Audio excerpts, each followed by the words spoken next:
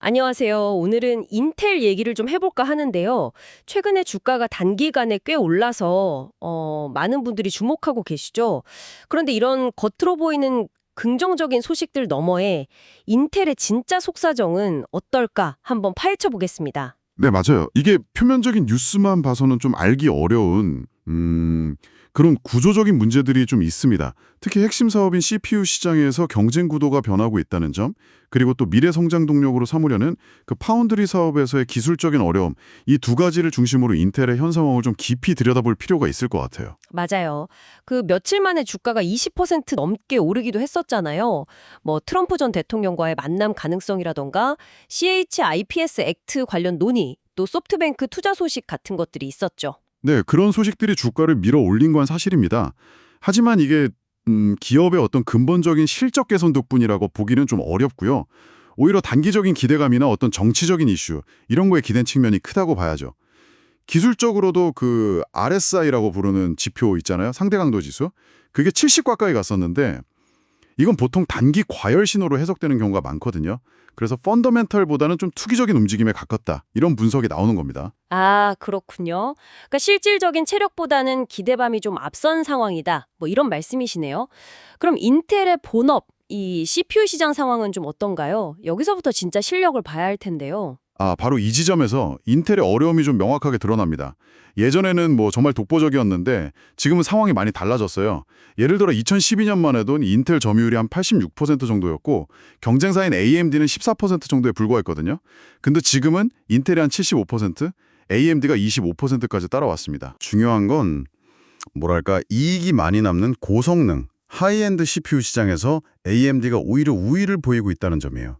심지어 인텔의 거의 텃밭이었던 서버용 프로세서, 제온 시장에서도 AMD 제품 성능이나 효율이 더 낮다. 이런 평가가 많아졌고요. 과거에는 뭐 9대1 이랬던 점유율 격차가 이제는 2대1 수준까지 좁혀졌으니 이건 정말 심각한 신호죠. 그렇죠? 핵심 사업에서 이렇게 밀리고 있다면 미래 먹거리로 삼겠다던 파운드리, 그러니까 반도체 위탁 생산 사업은 좀 희망적일까요? 이쪽은 인텔이 아주 공격적으로 나서고 있잖아요. 글쎄요. 이 분야 역시 현실은 좀 씁쓸합니다. 대만의 TSMC나 삼성 같은 그런 경쟁사들에 비하면 기술 격차가 상당해요. 인텔이 야심차게 준비한 18A 공정만 해도 아직 뭐 이름 있는 외부 대형 고객을 확보했다 이런 소식이 잘 들리지 않죠. 애플이나 브로드컴, AMD 같은 큰 손들은 이미 TSMC의 다음 세대 공정으로 가기로 거의 결정했고요. 외부 고객 유치도 문제지만 그럼 인텔 자체 제품 생산은 좀 문제 없이 잘하고 있는 건가요? 그것도 쉽지 않아 보입니다. 그 차세대 CPU인 펜서레이크 생산에서도 목표 수율을 맞추지 못했다는 이야기가 나오고 있어요.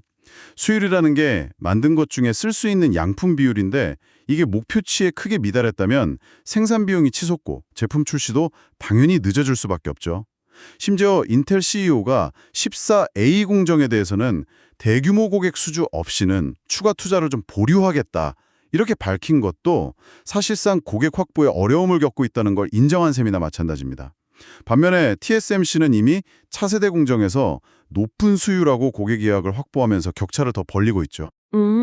미국 정부가 자국 반도체 생산 강화를 외치면서 인텔이 좀 큰 혜택을 볼 거다 이런 기대도 있었는데 이것만으로는 좀 부족한 걸까요? 네, 그런 기대가 분명히 있었죠. 하지만 현실은 좀 다릅니다.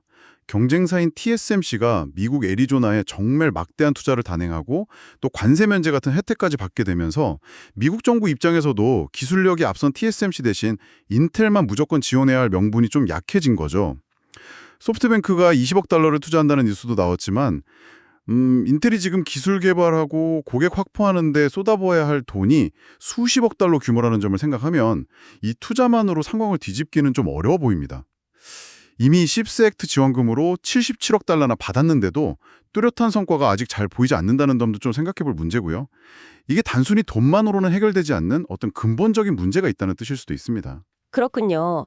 정리를 해보면 최근 뉴스나 단기적인 주가 흐름은 뭐 긍정적으로 보일 수도 있겠지만 속을 들여다보면 인텔은 본업인 CPU 시장에서는 AMD에게 계속 추격당하고 있고 또 미래 사업으로 보는 파운드리에서는 TSMC와의 기술 격차를 좀처럼 좁히지 못하는 이런 이중고를 겪고 있다. 이렇게 볼 수 있겠네요. 네, 정확합니다.